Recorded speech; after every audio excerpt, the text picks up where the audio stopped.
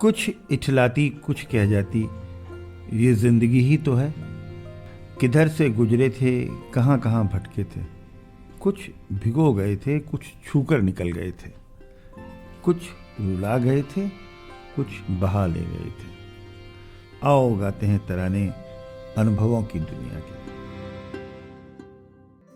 नमस्कार दोस्तों, आप सबका स्वागत है national institute of social defence और ministry of social justice and empowerment, government of India, media for community foundation New Delhi और पीपल्स इनिशिएटिव लखनऊ के संयुक्त तत्वाधान में वरिष्ठ नागरिकों द्वारा प्रस्तुत इस खास कार्यक्रम श्रृंखला अनुभव लखनऊ में, जिस प्रोजेक्ट को कंसीव और डिजाइन किया है डॉक्टर आर श्रीधर, श्री आलोक वर्मा जी और श्री अरविंद नारायण मिश्रा जी ने। रेडियो कोऑर्डिनेटर हैं अरविंद नारायण मिश्रा जी और प्रोडक्शन कोऑर्डिनेटर हैं कुश त्रिपाठी। दोस्तों, कार्यक्रम में प्रवेश करने से पहले मैं एक बार आपको एक टोल फ्री नंबर बताना चाहूंगी जो हमारे सीनियर सिटीजन्स की मदद और सपोर्ट करने के लिए है। आप इस नंबर का इस्तेमाल सुबह 8 बजे से रात 8 बजे के बीच में कर सकते हैं। यदि आपको किसी प्रकार की मदद और सपोर्ट की जरूरत है तो आप इस टोल फ्री नंबर 14567 पर कॉल कर सकते हैं। एक बार फिर से नंबर रिपीट कर देती हूँ, आप चाहें तो इसे नोट भी कर सकते हैं। 14567। इस नंबर पे doctors, hospitals, old age homes से लेकर लीगल गाइडेंस, इमोशनल सपोर्ट और बुजुर्गों के शोषण के केस में डायरेक्ट इंटरवेंशन और निराश्रित बुजुर्गों को रेस्क्यू कराने तक सभी प्रकार के सपोर्ट के लिए कॉल किया जा सकता है। अब आइए दोस्तों, बढ़ते हैं कार्यक्रम की ओर। मैं हूँ तृप्ति और ये कार्यक्रम आप तक लेकर आ रहे हैं अनुभव लखनऊ। आज हमारे बीच में हैं श्री ललित सिंह पोखरियाल जी। ललित सिंह पोखरियाल जी को के बारे में ज़्यादा बताने की ज़रूरत है नहीं लखनऊ में। सबसे इंटरेस्टिंग बात यह है कि ये एक कंप्लीट थिएटर हैं अपने आप में। पढ़ाते भी रहे, सिखाते भी रहे, सैकड़ों बच्चों की पौध तैयार की और अभिनय के एक ये बहुत ही हम्बल और एक बहुत प्रभावशाली व्यक्तित्व हैं लखनऊ शहर के। आपका बहुत बहुत स्वागत है ललित जी स्टूडियो में। और हम लोग आपको ज़िंदगी, चूँकि अनुभव चैनल पर आज आपको हमने आमंत्रित किया है, इसलिए हम आपके अनुभवों को सुनना चाहेंगे और वो अनुभव किस तरह और लोगों को अपनी ज़िंदगी का गुणात्मक सुधार लाने के लिए लोग उसको एप्लीकेट कर सकते हैं या अपने कंसेप्शंस इम्प्रूव कर सकते हैं। इसके लिए आपको जो है वो हमने आज यहाँ आमंत्रित किया है। आपका बहुत बहुत स्वागत और आपने समय निकाला, आप यहाँ पे आए। शुरू बताइए, अपनी रंग यात्रा कहाँ से शुरू हुई और कैसे आप इसमें आए? सबसे पहले तो यही बताना पड़ेगा, लेकिन उससे पहले मैं आपके चैनल को धन्यवाद देता हूँ, साधुवाद देता हूँ कि आपने एक बिल्कुल यूनिक काम शुरू किया है बुढ़ापे को रिजुविनेट करने के लिए। एक तरीके से मुझे ऐसा ये लग रहा है। बिल्कुल यही है ना। तो जहाँ तक और बातें हैं तो मैं देखिए अभी भी सीख ही रहे हैं। हम बाकी लोगों की ज़िंदगी के लिए ऐसा कुछ अल्टीमेट नहीं दे पाएंगे, अपने अनुभवों से जुड़ा हुआ ही दे पाएंगे जी। हाँ, अब मैं अपने यात्रा की बात करता हूँ। मैं अभी तक थिएटर तक कैसे पहुँचा यही बताना होगा। मेरी पृष्ठभूमि है उत्तराखंड। मैं पिथौरागढ़ जनपद, जो कि सीमांत जनपद है भारत का, एक तरफ नेपाल है, दूसरी तरफ तिब्बत है। और जैसा कि आप जानते हैं, आप तो पहाड़ से आप वाबस्ता है बाकायदा। तो हमारी जो संस्कृति और सांस्कृतिक जो परंपराएं हैं उनमें इनहेरेंट है, अंतर्निहित है अभिव्यक्ति के तत्व, अभिनय के तत्व हमारी तमाम लोक परंपराओं में। और रामलीला जो कि एक तरीके से पूरे भारत की परंपरा है, तो वहाँ भी है, वो थोड़ा सा विशेष रूप से है। तो मेरे भीतर जो मैं थिएटर में आया, हालांकि बीच में एक सुषुप्तावस्था होती है, हाइबरनेशन जिसे बोलते हैं, अभिनय में मेरा ये आया। लेकिन जब ये भारतीय नाट्य अकादमी का नाम मैंने सुना और उससे पहले कुछ लोगों ने मेरे भीतर ये गुण पाया, तो मैंने अपने आप को अपने अतीत से जोड़ा। हमारे पिथौरागढ़ जनपद, उत्तराखंड, कुमाऊं, गढ़वाल में इस मिट्टी को क्रेडिट देता हूँ, उस जन्मभूमि को क्रेडिट देता हूँ, उसकी आबो हवा को क्रेडिट देता हूँ जो मेरे भीतर अभिनय के लक्षण पैदा हुए जी। बाकी ये हुआ कि हम माइग्रेट कर गए, शायद मैंने कभी आपको बताया होगा, लैंडस्लाइड्स में हमारी पहाड़ की बहुत सारी ज़मीन चली गई, तो हम लोग तराई में माइग्रेट कर गए जी। फिर पढ़ाई के सिलसिले में मेरा कई स्कूल्स में जाना हुआ। मैंने करीब 7 स्कूल कॉलेज में जाके मैं ग्रेजुएशन पूरा किया जी, अलग अलग टाइम पे। तो अंततः वो लखनऊ आना हुआ जी। लखनऊ में मैं दीदी क्या रहता था, तो धीरे धीरे लखनऊ का रंगमंच का माहौल, साहित्य का माहौल, ये सब इनसे जुड़ना शुरू किया। तो फिर लगा कि हमारी राज बिसारिया साहब से मुलाकात हुई, फिर पता चला कि भारतीय नाट्य अकादमी एक ऐसी जगह है जहां आप किसी भी चीज़ को विधिवत सीख सकते हैं। ऐसे नहीं मैं एक्टिंग करता हूं और कहीं कर लूं, हमने कहा नहीं, इसमें गहराई से जाना चाहिए। तो फिर भारतीय नाट्य अकादमी में मैंने अप्लाई किया तो हो गया, सिलेक्शन भी हो गया जी। तो यही है मेरे संक्षेप में, क्योंकि आपके चैनल में इससे ज्यादा बोलना लगेगा। हाँ ठीक बात, मुद्दे और भी आपके अनुभव को और भी सुनने हैं अभी। जी। अब एक बात सीधे आइए, एक लंबा सफ़र गुजर गया, एडमिशन लिया आपने, फिर पास किया और आपने सैकड़ों थिएटर किए और बहुत सारे काम किए। आज जब आप बैठ के इस ज़िंदगी को देखते हैं जो आपकी अभिनय की यात्रा थी, आपको क्या लगता है कि अभिनय करने का निर्णय इसने आपको एक बेहतर व्यक्ति बनाया गुणात्मक रूप से? क्या किया आपकी ज़िंदगी में, क्या आपका आज आउटकम, आप ओल्ड एज में, इस समय एज में आप देखते हैं अपनी ज़िंदगी, इसके क्या आउटकम रहे ज़िंदगी? बहुत बढ़िया सवाल आपने पूछा जी। और ये सवाल शायद आपने इसलिए पूछा कि आपकी भी ऐसी कुछ जानकारी और अनुभव है। मैंने आपको संस्कृत विभाग में देखा जी, आपने तब BNA से वाबस्ता थे, मैं तब आपसे जो बातचीत होती थी कला के तमाम आयामों से, माध्यमों से जुड़कर आप बात करते थे, आपकी गहरी समझती थी और आप जानते थे कि कला माध्यम का जीवन से क्या रिश्ता है गहरा, और वो आज मैं महसूस करता हूँ। अगर मैं थिएटर में ना होता या इतनी संघर्ष में तपस्या वाली यात्रा, आनंद वाली नहीं, अचीवमेंट वाली नहीं, तपस्या और संघर्ष वाली यात्रा ना की होती, तो आज मैं अपने आप को बेहतर इंसान के रूप में ना पाता जी। आज में ऐसा लगता है कि हाँ, मैं किसी और डिपार्टमेंट में होता, चकबंदी में होता या उधर होता, आप माफ कीजिएगा, आप तमाम सारे सरकारी उससे गुजरे हैं ऊंचे पदों पर, लेकिन मैं अपने आप को, मेरे लिए यही जरूरी था, ईश्वर ने पता नहीं कैसे लिंक बना दिया, नहीं तो मैं बर्बाद हो सकता था, ये बात है। तो थिएटर ने मुझे बने रहने और ये महसूस करने का मकसद दिया और qualitative development of being a human being, ये मुझे आज एहसास होता because of theatre, nothing else.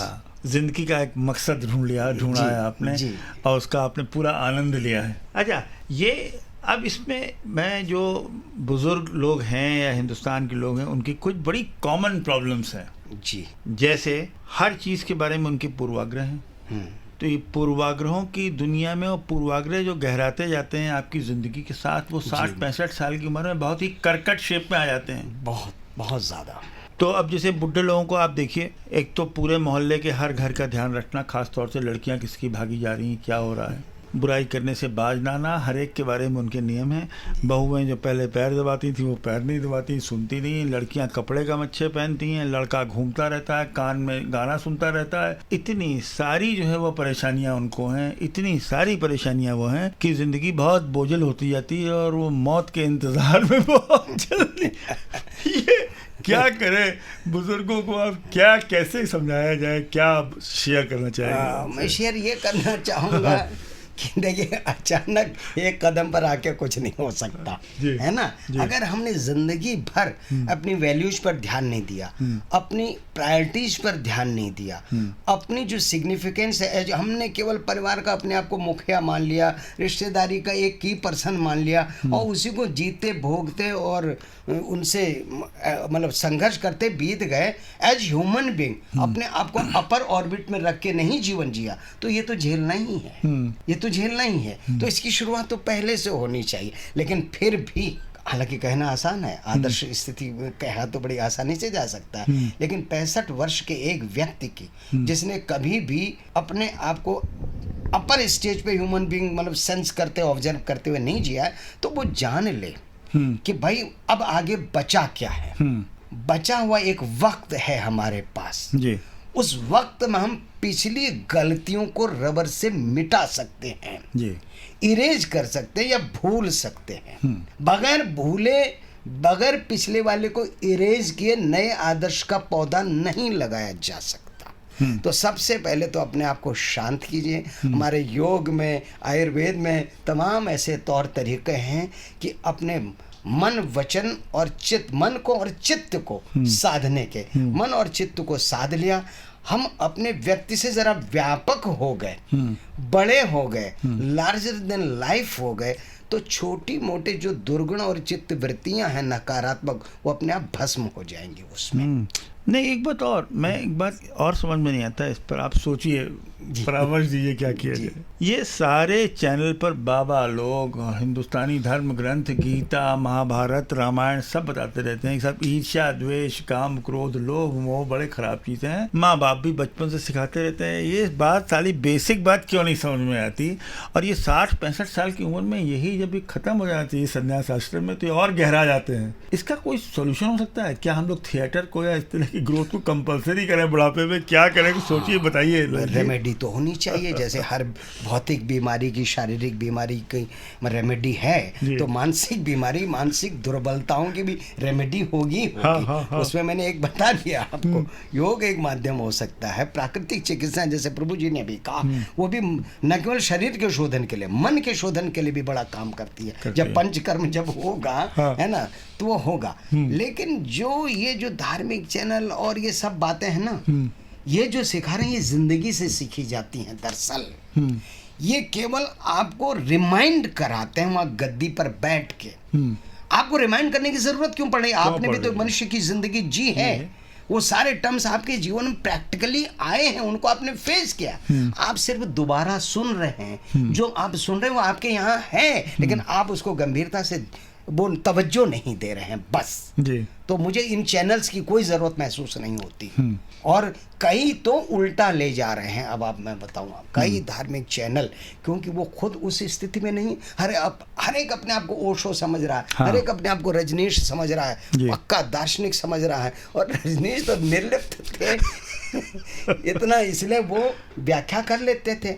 जैसे कहते हैं, अब ये बड़े उसकी कॉन्सेप्ट की बात हो जाएगी, जैसे कमल के पत्ते पर जल रहता है, निर्लिप्त रहता है, वैसे हमें जीवन में रहना है ना। तो ये एक उदाहरण इन लोगों को अब सीखना चाहिए। वानप्रस्थ और सन्यास ये जो है इसीलिए हैं अब, जहाँ तक मेरा विचार। ललित जी, एक बात थिएटर का सवाल आपसे और पूछ लें, आप अनुमति दें तो। ये अभी भी कादम्बरी और मृच्छकटिकम के नाटक अभी भी स्टेज किए जा रहे हैं, और उनको शायद 50 साल से तो हम लोग लखनऊ में देखते हैं, हर सीजन में होते हैं। स्क्रिप्ट वही है। क्या हम लोग जब उनको अब प्ले कर रहे हैं, तो क्या इनके कैरेक्टर्स का कोई उसमें नई चीज़ ढूंढ के उनका आधुनिकीकरण कर रहे हैं, या उनको उसी शेप में दिखाते जा रहे हैं? नए स्क्रिप्ट क्यों नहीं बन रहे हैं? जब सब कॉन्शियस को एक्सप्लोर करने के साथ साथ जब जीवन में चुनौतियाँ बढ़ी हैं, तो नए चुनौतीपूर्ण चरित्र, उनकी स्क्रिप्ट क्यों नहीं आ रही हैं? क्यों नहीं उनको आप लोग डेवलप कर पा रहे हैं, या हो रही हैं, या हमारी जानकारी नहीं है? इसमें क्या स्थिति है, ये आपसे थिएटर के बारे में जानना। और जहाँ तक मेरी जानकारी है जी, इसमें दोनों तरह से काम हो रहे हैं जी। पुरानी चीज को यथावत रखना जी, या पुरानी चीज के साथ शिल्प शैली और कथ्य की दृष्टि से प्रयोग भी करना जी, ये भी हो रहा है, बाकायदा उसकी आइडेंटिटी को बरकरार रखते हुए। लेकिन अधिकतर वही काम हो रहा है जिसकी वजह से आपका यह सवाल पैदा हो। जी। आपका ये सवाल पैदा ना होता यदि आप पुराने ढर्रे पर हो रहे काम में भी उसी में रचे गए सृजन की अगर आप कुछ भी चीज देख लेंगे, क्रिएट होता हुआ रिपीट होना और क्रिएट होना फर्क है। डुप्लीकेट होना, फोटोकॉपी होना और नया क्रिएट होना अलग है। वो लोग फोटोकॉपी करते चले जा रहे हैं, सोल को कैरी नहीं कर रहे हैं। शिल्प में भी और कथ्य में भी, अगर कथ्य में आप सोल्स को कैरी करेंगे तो हर बात सार्वभौमिक होती है, कोई समसामयिक नहीं होती है।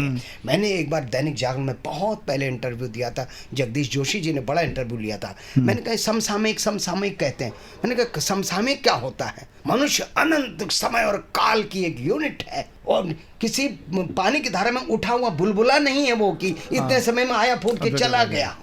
अनंत सत्ता की एक अविभाज्य यूनिट है, अकाट्य यूनिट है। तो आपको सार्वकालिक सार्वभौमिक होना है।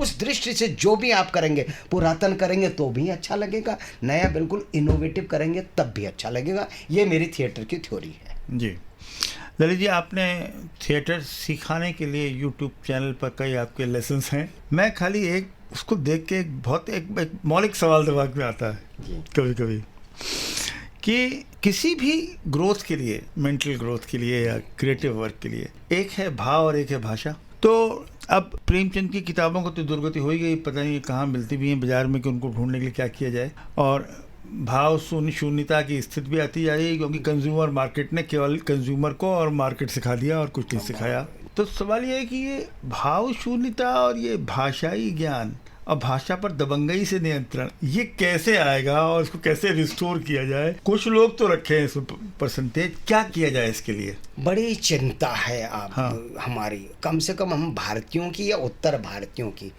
भाषा से हमारी जो है एक तरीके से बिल्कुल भी दोस्ती रही नहीं गई है। और भाषा सबसे बड़ा सशक्त माध्यम है, नाटक की बात नहीं। अब आपके मेरे बीच बात हो रही है, घर में बात होगी, बच्चों से बात होगी, बाजार से ठेले वाला आ रहा उससे बात होगी। हम केवल मुंह के इशारे तो नहीं करेंगे। मगर बात क्या है कि हमने भाषा को तवज्जो दी ही नहीं। अब मेरे पे इल्जाम लगता जाता है, मैं आपको बताऊं कि मैं भाषा क्लिष्ट बोलता हूं, ये करता हूं, वो करता हूं, वो करता हूं। आपने YouTube चैनल में भी, मेरे चैनल में देखा होगा, कभी कभी प्रवाह में आकर मैं कठिन भाषा बोल लेता हूं। लेकिन मेरी एक ही बात है कि लोगों को क्या नया शब्द नहीं जानना चाहिए? जो प्रचलन से हट गया वो उनके कान में पड़ गया तो ये क्या पाप हो जाएगा? वोकैबुलरी बढ़ेगी नहीं। हम दूसरी भाषाओं की वोकैबुलरी बढ़ाते हैं, अंग्रेजी का नया नया, तब हम पर्यायवाची ढूंढते हैं, तो अपनी भाषा का एक दबा हुआ दफन शब्द दोबारा सुनने में हमें एलर्जी क्यों होती है? तो जिस दिन भाषा से मोहब्बत होगी, प्रेम होगा अपनी सांस की तरह, उस दिन बहुत बड़ी बात पलट जाए। आपसे बात करना एक हमेशा अपने आप में एक अनुभव है और एक अंतहीन सिलसिला है। ये भी नहीं समझ में आता कहाँ से शुरू करें, किस रास्ते से होते हुए कहाँ तक पहुँचें, और ख़त्म करने का तो प्रश्न पैदा नहीं होता। लेकिन ये सब हम लोग जो है वो एक व्यवस्था में बंधे हुए हैं। समय इसका समाप्त हो रहा है। मैं आपसे पुनः एक बार अनुरोध करूँगा कि आपका एक इंटरव्यू और किया जाए, आप थोड़ा थिएटर के बारे में बात की जाए और कैसे हम लोग उत्तर भारतीय जो समस्या आपने बताई भाषाई की, उस सबको थिएटर के साथ मिला करके आपको हम एक बार और तकलीफ देंगे, आपसे बात करना मेरा तो सौभाग्य होगा जी, सौभाग्य होगा। थैंक यू ललित जी, बहुत बहुत धन्यवाद आपको। आपसे मिलकर बहुत अच्छा लगा और हमारे श्रोता इसको सुनेंगे, उनको ज़रूर लाभान्वित होंगे।